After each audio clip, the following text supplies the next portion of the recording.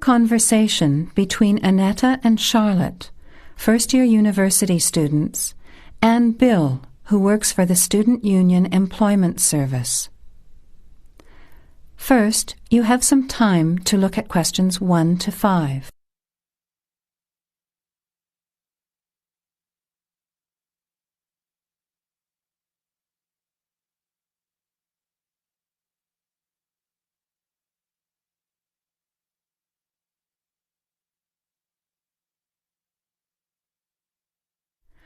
Now, let's begin.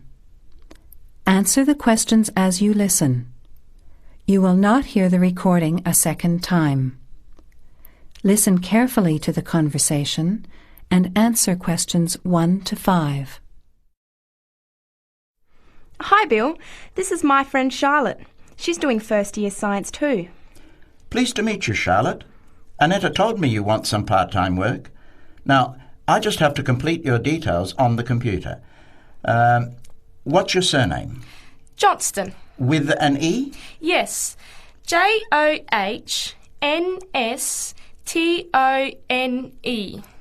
I know that you live in the Heathfield Street student residence, but I can't remember the street number there. It's 126. 126. Good. And the phone number? Well, actually, I never give people that number because sometimes nobody answers or they forget to pass on the messages. So, I bought a mobile phone yesterday, but I can't remember the number. I think it's 0414 847 748. I'll just check. No, sorry, not 748. It's 749. 0414 847 749? Yes, that's right. I must try and remember it. And what sort of work are you looking for? Well, anything really, I suppose, though it depends when it is. I'd rather work during the day, if that's possible. How many hours a week were you thinking of? Oh, I'm not sure. Maybe about 10. But I need to keep at least 2 days a week free for study. Do you have any work experience? Not much, though I used to help in my uncle's shop when I was at school. OK. Well, I'll put it in, but we don't usually get shop work. What about gardening? I'd rather not. Everything I touch dies. What other kinds of work are there? Well, there's a lot of demand for house cleaning, fast food preparation and kitchen work and pizza delivery if you've held a driving licence for 12 months. I'm not sure. Can I have a look at the vacancies while you talk to Annetta? Before you hear the rest of the conversation, you have some time to look at questions 6 to 10.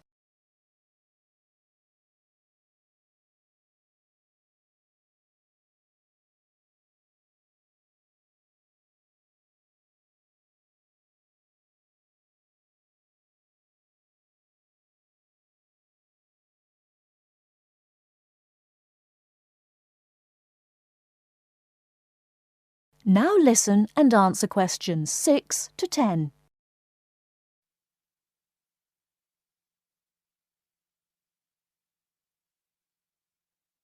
Bill, I'd like to change my job. You're at the Hamburger Express on the High Street, aren't you? What's the problem? Well, I never know what hours I'm going to work. I start at 7 p.m. and I'm supposed to finish at 11 p.m, but sometimes they keep me until 2 or 3 a.m. Yes, that is a bit late if you have to make a 9 a.m. lecture the next day. And the other thing is the pay. They're supposed to pay me on Thursdays, but they never pay me on the correct day, often not until Friday or Saturday. A few weeks ago, I had to wait until Sunday. They said their son was sick, so they couldn't get to the bank, but they're always making excuses. Yes, that doesn't sound too good. Would you be interested in pizza delivery? You need to have a driving licence. Yes, I've got a licence, but I think I'd like to change from working in the evening. Are there any day jobs available? Well, as I told Charlotte, there are several cleaning and gardening vacancies. And this childcare job that just came in this morning. Do you like children? Yes, I do, actually. What's the job? Let's have a look. Collect the boy aged 4 from kindergarten at 3 p.m. Pick up the other 2 girls who are aged 6 and 9 from the primary school at 3:15. You take them home and look after them. The parents will be home by 7. That sounds quite good. What about the pay? It's the same as you're earning now, 4 hours a day, Monday to Friday, so 20 hours a week. You need to contact Mrs. Alicia Thompson. Her phone number is 91045629 and she lives in Springfield. I've never been to Springfield. I hope I don't get lost. Don't worry. It sounds quite straightforward. Let's have a look at the street directory. The Thompsons live here in Tulip Street, number 252. So you catch the 631 bus, get off here next to the post office in Daisy Terrace. Walk past the post office to the corner, and on the opposite corner is the kindergarten. Then walk down Daffodil Place and cross over to the primary school. Then keep going down Daffodil Place to the corner and turn right into Tulip Street. That is the end of part 1. You now have half a minute to check your answers.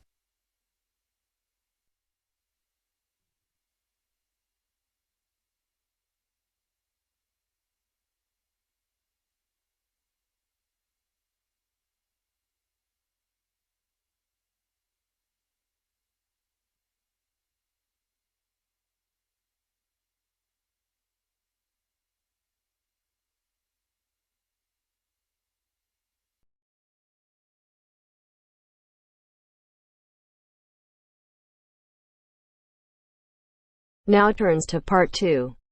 Part 2. First, you have some time to look at questions 11 to 16.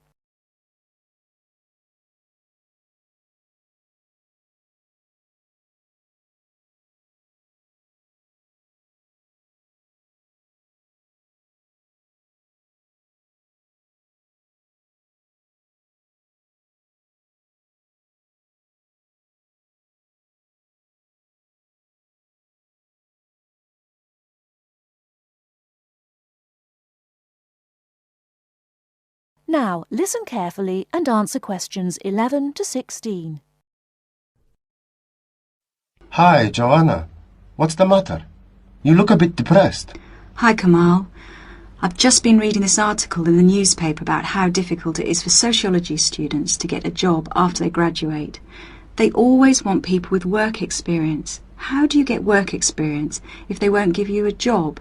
It's an impossible situation. Yes, I know.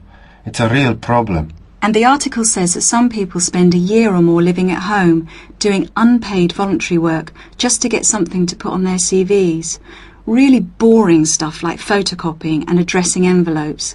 I don't want to do anything like that. I want a real job. It's the elections for the Students' Union committee posts next month here at the university. All the positions are up for election. Academic officer, sports officer... What's your point? And the position of equal opportunities officer is coming up for election. I'm still not sure what you're getting at. Why don't you stand for it? The post starts in June.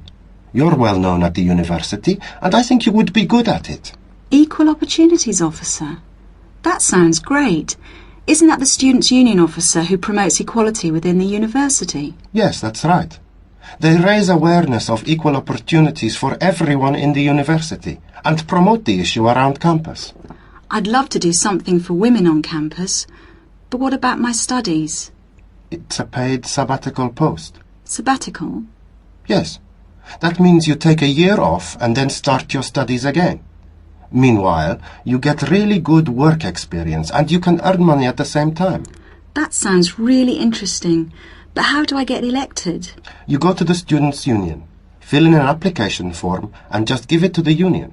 Then, I guess, you need to put together a manifesto and try to get people to support you. I'll help you with your campaign, and I'll help you with publicity materials like posters for the notice boards and leaflets to hand out to everyone. It sounds really exciting. What exactly does the Equal Opportunities Officer do? I'm not really sure. Let's have a look at the Students' Union website. There it is. The Equal Opportunities Officer is responsible for anything which concerns women and equal rights, and is responsible to the Students' Union Executive Committee for making sure that any racism or sexism is dealt with. Students' Union officers have to be available for students to talk about any problems they have and try to help them. I would love that part of the job, giving help and advice to students. The whole reason I want to work in social services is to help people. That would be very good experience. It's a big responsibility too. It also says that you're in charge of a budget and you would be responsible for managing a team of people. It's good experience for a management position in the future. Now I'm getting really excited. What about the day-to-day responsibilities? It says here that the Equal Opportunities Officer acts on any health and safety issues. The Equal Opportunities Officer represents all the students on university committees like the Safety Committee and the Equal Opportunities Committee. Lots of meetings then. I don't think I would enjoy all those meetings quite so much. My first aid certificate might be useful for safety issues. Very useful. And you would supervise the running of the creche, make sure that students with young children have access to childcare, that sort of thing. Oh look, the Equal Opportunities Officer also has responsibility for the university bus service. Perhaps I could even get it to run on time. No, don't be too ambitious. We have to get you elected first. Let's take a walk to the union office. Maybe we can meet the Equal Opportunities Officer and talk to her about the job. Great, let's go.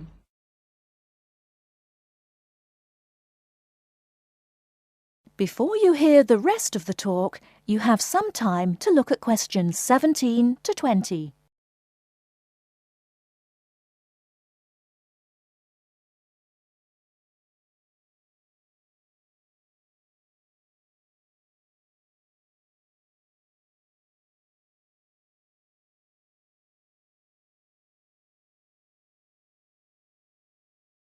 Now listen and answer questions 17 to 20.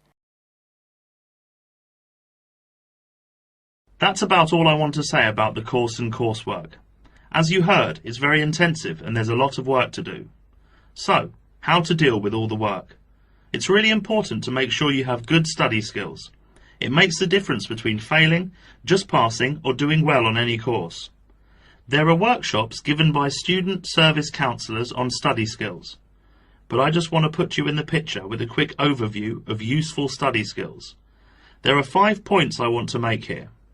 The main thing is to get organised. The first thing you need to do, as soon as you get your timetable and reading list, is to draw up a plan of study. Time management is what all students are bad at.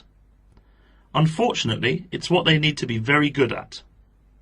Make up a timetable and put in all the things like lab work, lectures, seminars and tutorials that you will attend.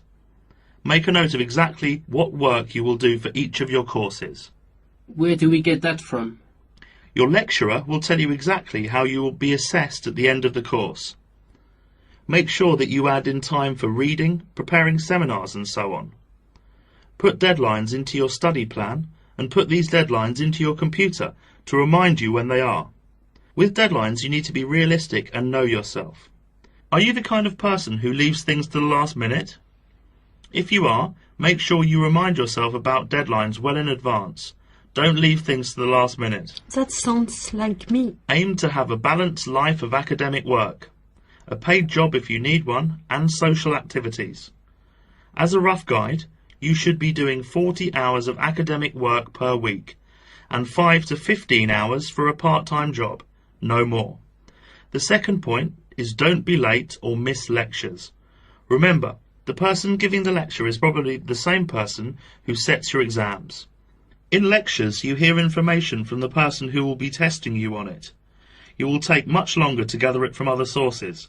Classes offer an opportunity to ask questions about difficult material, and you won't miss extra information. Thirdly, make sure that you regularly reread your notes from lectures, books and handouts. This will help you remember what you have done. Finally, 2 more important points. We expect you to work long hours on your own. The information we give you in tutorials and lectures is just a starting point, often comprising the main points of themes of the subject. After this, it's up to you to go into detail about the topic and be familiar enough on certain points to give a seminar on it if asked. The next and last point is this. You need to think about what you read and any information you get on a topic. We are looking for students who can evaluate material critically, students who can think critically. Students who simply read and remember information do not make as good progress as students who think about the subject and form their own opinions on it, based on looking at the subject from all points of view. So we are not just learning facts and figures. Facts and figures are an important part of learning, but not the most important thing. It's what you do with them that is critical.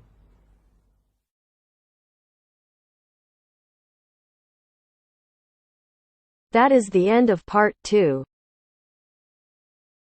You now have half a minute to check your answers.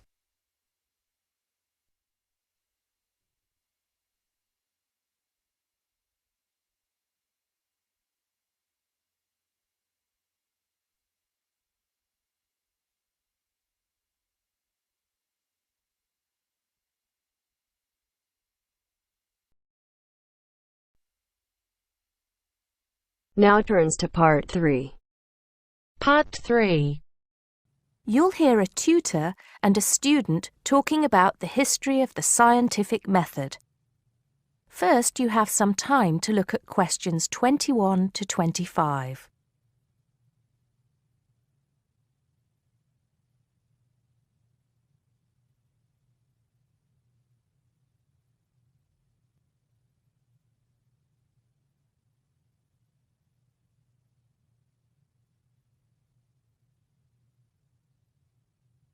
Now listen carefully and answer questions 21 to 25. Hello, Simon. Come in. Take a seat. Now, I wanted to talk to you about your assignment. Yes, the one on the scientific method. That's right. I just wanted to see how you were getting on. Well, I think it's fine. I mean, I haven't done a huge amount of work on it because I've been working on other things. But what I've read so far seems fine.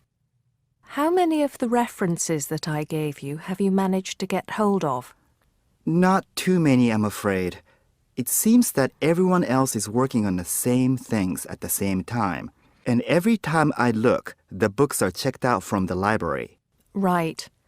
Well, I think that we can go over the main ground together now. That way, even if you don't manage to go through all the references in detail, you'll still have an overview. What has helped you most so far? I've managed to have a look at 3 of them. I thought that Johnson made some good points, but it was hard to follow the line of her argument. Bradman was simple and straightforward, and I felt as if I got a lot out of that. I wish I could say the same for Whittaker. To be honest, I didn't get very far with that. Okay, that's more or less what I'd expect. So tell me, what have you learned so far about the role of the Egyptians and the Babylonians? Yes. Well, there's evidence that the basic components of the scientific method, examination, diagnosis, treatment, and prognosis, were being used in the early 1600s BC, especially in the treatment of certain illness. Good. Yes, that's right. And the point, of course, is that that represented a considerable advance over relatively simple, non-empirical approaches, which usually attributed anything unknown to the actions of the gods, etc. Of course, the Egyptians and Babylonians did this as well, but what we see emerging here is a willingness to base opinion on systematic study of the real world, which is at the root of the scientific method. I see. Right, yes. And then that reappears later. Yes, although don't get carried away with the idea that it was a simple process of development.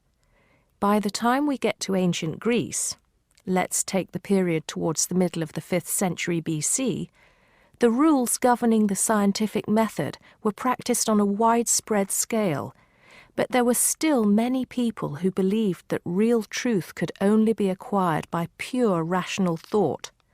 Plato, of course, had a great influence on the development of the scientific method during this period. Through his academy. That's right. But then, as we know, a great deal of understanding of the scientific method disappeared as the old world order collapsed.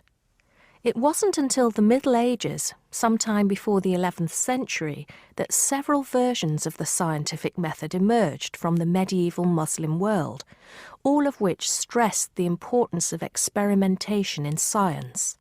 Right. I think I've got the historical timeline.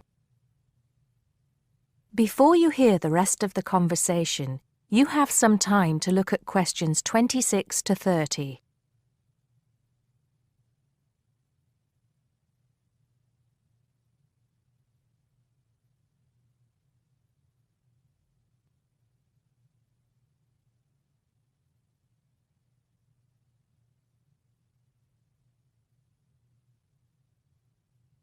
Now listen and answer questions 26 to 30. The other thing I'm struggling with slightly is actually pinning down precisely what we mean by the scientific method. I wonder if you could give me some pointers on that. Sure. Well, it's best to think of the scientific method as a series of steps in a process which allows us to find answers to questions about the world around us. So the first step is to identify the problem. What is it that you want to know or explain? And then I think the next step is designing an experiment. But you can't design an experiment unless you know what you want your experiment to tell you. Oh, yes. You need to form a hypothesis to be tested before you design the experiment. So there's a very clear relationship between hypothesis and experiment. Having designed the experiment, then of course you go on to carry out the experiment. The particular procedure you follow, the protocol, will differ from experiment to experiment, but the underlying principle is the same. You analyze the data from the experiment in order to confirm or disprove your hypothesis. Assuming the experiment is accurate. Oh yes, if there's anything unusual about the data, or if the results are at all surprising, then you need to ask yourself whether the experiment could be flawed and whether the data could be unreliable. If the answer is yes, then it may be necessary to modify the experiment and go through the process again. So, once you have reliable, valid results, then the final step is to communicate them. The wider scientific community needs to know about the results, and publication in journals is the accepted way. Okay, I think I've got the basics. It's going to get more complicated as we begin to look at some people who have criticized the scientific method. So you need to make sure that you understand things up to this point. Let me know if you have any further problems with it. That is the end of part 3. You now have half a minute to check your answers.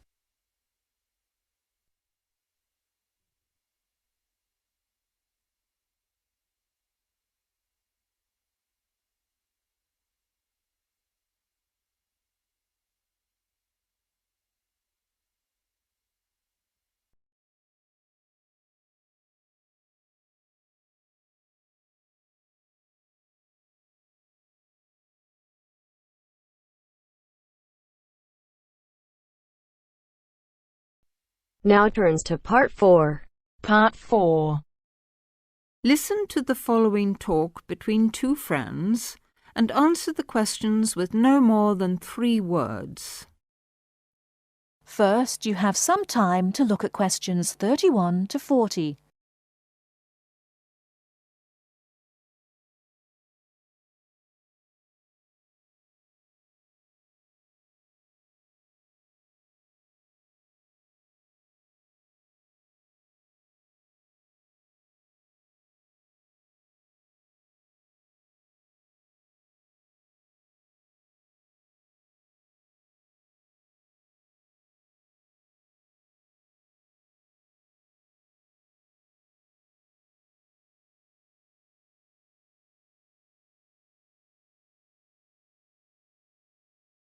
Now listen carefully and answer questions 31 to 40.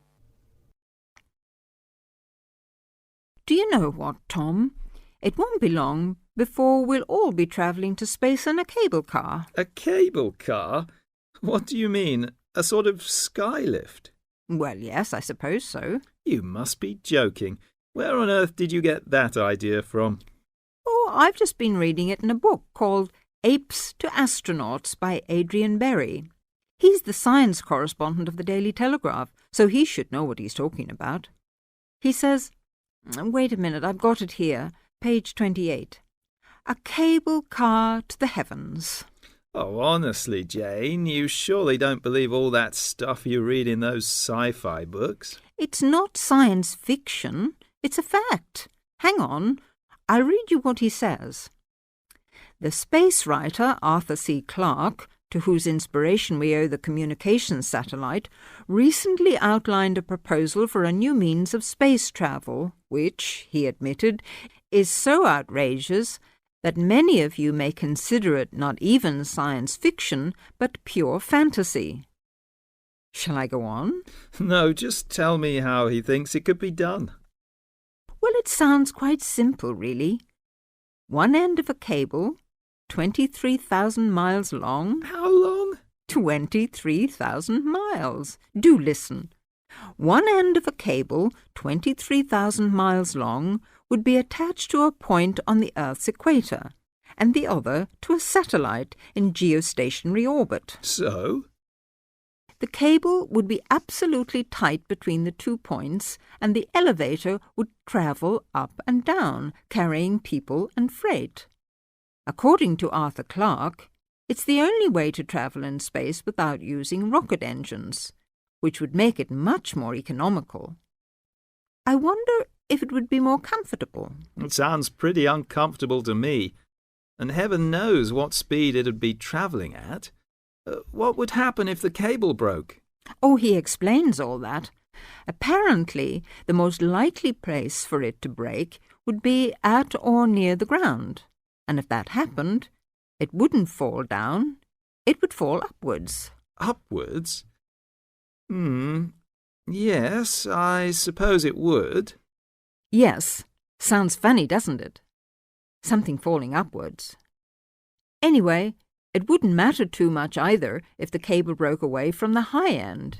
It'd remain rigid until it could be reattached to the satellite. I don't quite see why.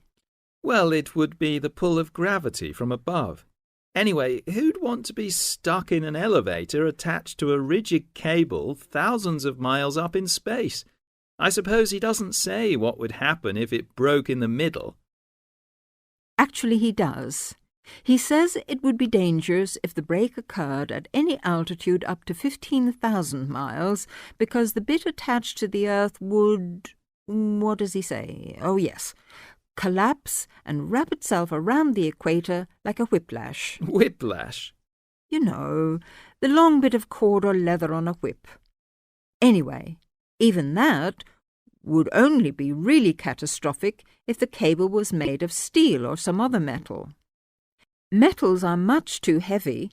The cable would have to be made of some material capable of suspension without snapping.